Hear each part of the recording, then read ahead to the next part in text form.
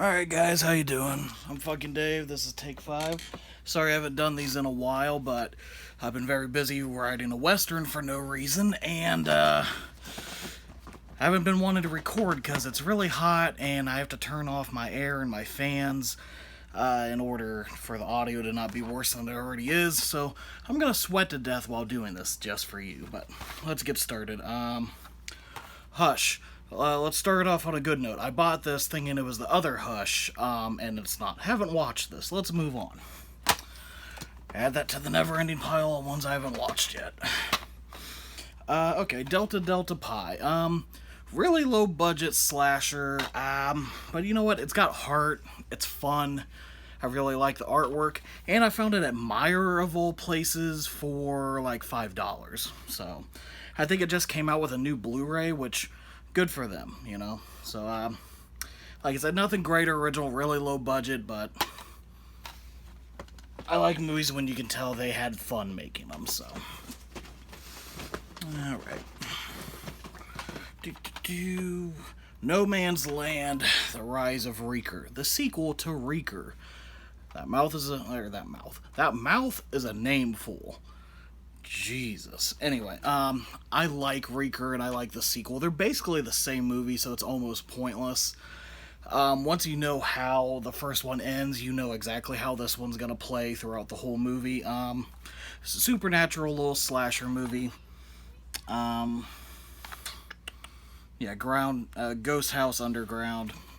Back when everybody was trying to have their own horror series of films and stuff released. So, I recommend these. Some shoddy CG effects here and there, but for the most part, really good, fun.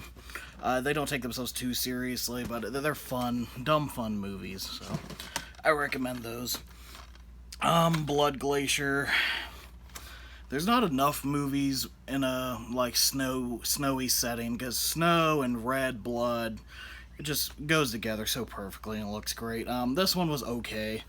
A monster movie. Like I always say on this show, the title of the show should be, I don't remember a whole lot about it. God, I'm fucking terrible. But yeah, from what I do remember, it was alright. It could have been the worst movie I've ever seen, I just forgot. That happens a lot. I am a piece of shit. Mask Maker, another direct-to-video slasher movie. This one was pretty bad.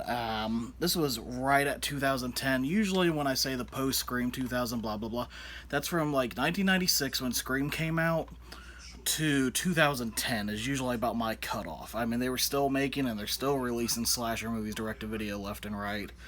But it seems like during that time is when it was just really bad, like constantly. And this one was just a bore, nothing great.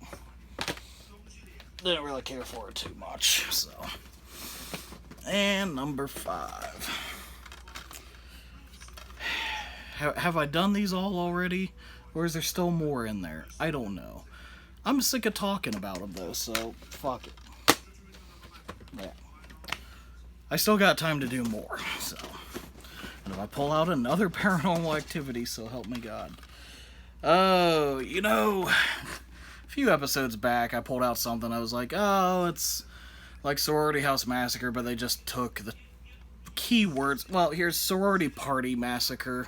So Sorority House Massacre, Slumber Party Massacre, Sorority Party Massacre. Just fucking try. Forgettable, pointless, fucking garbage. The name is just misleading as fuck. God damn it. I have a minute. Let's do one more. Here we go. Prom Night 3 and 4.